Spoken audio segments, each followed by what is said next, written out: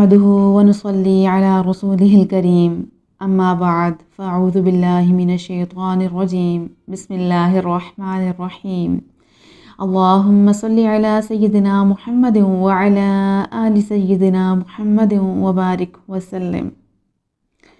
قرآن مجید میں ارشاد ہے تقرضوا الله قرضا حسنا يضاعفه لكم ويغفر لكم والله شكور حليم۔ اگر تم اللہ کو نیک قرض دو تو وہ اسے تمہارے لیے دگنا کر دے گا اور تمہیں بخش دے گا، اور اللہ بڑا قدردان حلم والا ہے۔ ہم جو اللہ کی راہ میں خرچ کرتے ہیں اللہ نے اسے قرض سے تعبیر دیا اور اس بات کا اشارہ فرما دیا کہ جب تم اللہ کی راہ میں خرچ کرو گے تو اللہ اس کا بدلہ تمہیں ضرور دے گا۔ جیسا کہ قرض جب لیا جاتا ہے تو اس کو لوٹایا بھی جاتا ہے۔ قرض حسنہ سے مراد وہ قرض ہے کہ قرض حسنہ سے مراد کہ اخلاص کے ساتھ دو۔ اللہ کی راہ میں تم جو بھی دو اخلاص کے ساتھ دو، خوش دلی کے ساتھ دو۔ یہ بالکل نہیں ہے کہ دکھاوے یا تنگ دلی کے ساتھ کرو یا اسے بوجھ سمجھ کر کرو کہ یہ تو کرنا ہی پڑے گا وغیرہ وغیرہ، بلکہ خوش دلی کے ساتھ دو۔ ایک اور جگہ قرآن پاک میں ارشاد ہے وَمَا تُقَدِّمُوا لِأَنفُسِكُم مِّن خَيْرٍ تَجِدُوهُ عِندَ اللَّهِ هُوَ خَيْرٌ وَأَعْظَمُ أَجْرًا وَاسْتَغْفِرُوا اللَّهَ ان اللہ غفور الرحیم۔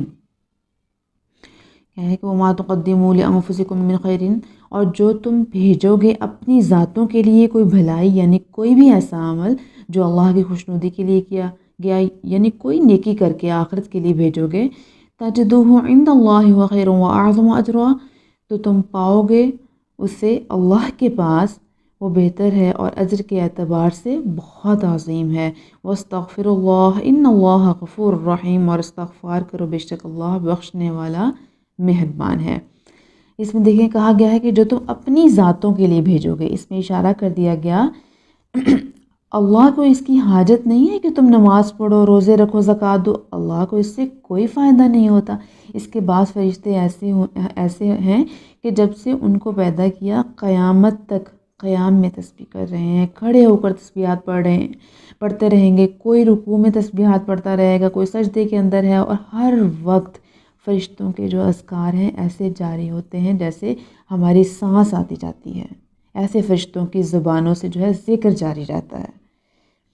کس خوش فہمی میں ہیں کہ معاذ اللہ جو ہے ہماری نمازوں کا اللہ محتاج ہے، معاذ اللہ ہمارے روزوں کا ہرگز نہیں، اسے کوئی کمی نہیں ہے۔ اس کے پاس تو اربوں خربوں فرشتے ہیں جو ہر وقت اللہ کے ذکر میں، اللہ کی عبادت میں مشغول ہیں۔ یہ سب کر کے ہم اپنی ہی ذات پر احسان کر رہے ہیں، نہ کہ معاذ اللہ اللہ کی ذات پر۔ یہ ہم اپنی ہی ذاتوں پر، ہم اپنے اوپر ہی احسان کر رہے ہیں۔ اب دیکھیں اس آیت میں کہ ان تقرضوا اللہ قرضا حسنا، کہ تم اللہ کو نیک قرض دو۔ کیسی بات ہے کہ خدا دے کر خود مانگ رہا ہے، اللہ کے دیے ہوئے سے دینا ہے، نہ کہ ہمارے پاس کہاں سے آتا ہے، ہمیں خدا ہی دیتا ہے نا، یعنی کہ اس کے ہی رزق سے ہم نے اس کو دینا ہے۔ اور مِمَّا رَزَقْنَاهُمْ يُنْفِقُونَ، اللہ کے دیے ہوئے سے دیتے ہیں۔ ذرا دیکھیے کہ اللہ اس پر ثواب دیتا ہے، اللہ کے دیے ہوئے سے دے کر ہی ثواب لیتے ہیں۔ اللہ عز و جل فرماتے ہیں کہ میں لوٹاؤں گا بھی اور 2 گنا کر کے لوٹاؤں گا۔ جو تم میرے دیے گئے میں سے دو گے اس کو 2 گنا کر کے لوٹاؤں گا اور تمہیں اجر بھی دوں گا۔ یہ کیا خوبصورت بات ہے کہ پھر وہ تمہیں بخش بھی دے گا۔ سبحان اللہ، کتنی پیاری ذات ہے کہ جو اس نے ہمیں دیا ہے ہم نے اسی میں سے دینا ہے اور اسی کو دینا ہے۔ اور یعنی کہ اللہ رب العزت کے چھوٹے چھوٹے بہانے ہیں اپنے بندے کو بخشنے کے لیے۔ یہ محبت ہے اپنے بندے سے اس رب کی ذات کی۔ ایک اور دوسرے مقام پر فرمایا کہ من ذا الذی یقرض اللہ قرضا حسنا، کون ہے جو اللہ کو قرض حسنہ دے۔ پھر یہی بات کہ کون ہے جو اللہ کو قرض حسنہ دے۔ جب یہ آیت کریمہ نازل ہوئی تو ایک صحابی ابو طلحہ رضی اللہ تعالی عنہ نبی کریم صلی اللہ علیہ وآلہ وسلم کے پاس آئے اور آپ صلی اللہ علیہ وآلہ وسلم کا ہاتھ مبارک پکڑ لیا اور کہنے لگے کہ اللہ کے رسول، کیا اللہ نے واقعی ہم سے قرض مانگا ہے؟ حضور صلی اللہ علیہ وآلہ وسلم نے فرمایا ہاں ابو دادا، اللہ نے واقعی ہم سے قرض مانگا ہے۔ تو حضور صلی اللہ علیہ وآلہ وسلم کا ہاتھ پکڑ لیا اور ساتھ ساتھ چلتے رہے۔ تو کھجوروں کے باغ کے کنارے حضور صلی اللہ علیہ وآلہ وسلم کو لے گئے اور 600 کھجوروں کے درخت تھے ان کے باغ میں، جہاں انہوں نے اسے جو ہے ان کھجوروں کو جو خود لگا کر جو تھا پروان چڑھایا تھا، اپنے ہاتھوں سے لگا کر ان کو پروان چڑھایا تھا۔ اور کھجور ہمیں پتہ ہے نا کہ کب لگ کر کب جوان ہوتی ہے، بہت عرصہ لیتی ہے، بہت ٹائم لگتا ہے، بہت زیادہ وقت لگتا ہے۔ پھل دینا تو آسان ہوتا ہے کہ پھل دے دیا دوبارہ لگ جائے گا، لیکن کھجور دے دینا نا، یعنی کہ کھجور دے دینا کہ پورا باغ دے دینا بڑا مشکل ہوتا ہے، بہت بڑے دل کی ضرورت ہے اس میں۔ اور کھجوریں کئی سال لگ کر جوان ہوئیں، 600 کھجوروں کا درخت تھا اور ان کی رہائش بھی اسی باغ میں تھی۔ تو اس کے کنارے کھڑے ہو کر دوبارہ عرض کرتے ہیں کہ اللہ کے رسول صلی اللہ علیہ وآلہ وسلم، کیا واقعی اللہ نے ہم سے قرض مانگا ہے؟ تو نبی صلی اللہ علیہ وسلم نے فرمایا، ہاں ابو دادا، اللہ نے واقعی ہم سے قرض مانگا ہے۔ تو کہنے لگے کہ آپ بس گواہ ہو جائیں کہ یہ باغ میں نے اللہ کو قرضے میں دے دیا۔ سبحان اللہ۔ اب دیکھیں ان کی رہائش بھی ادھر ہی تھی، ان کے بیوی بچے بھی ادھر ہی تھے، اب وہ خود اندر نہیں جا رہے، باہر ہی کھڑے ہو کر جو ہے بلند آواز سے پکارتے ہیں کہ یا ام داحدہ اخرج، کہ اے ام داحدہ باہر آ جا، اب یہ باغ ہمارا نہیں رہا، ہم نے اللہ کو قرضے میں دے دیا ہے۔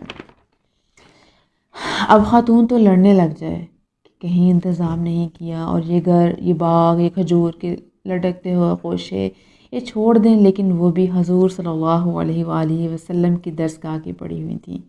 وہ جلدی جلدی اپنے بچوں کو لے کر باہر آتی ہیں، اور دیکھیں ان کا دل، اور دیکھیں ان کی محبت، اور دیکھیں ان کا یقین، اور دیکھیں ان کے الفاظ۔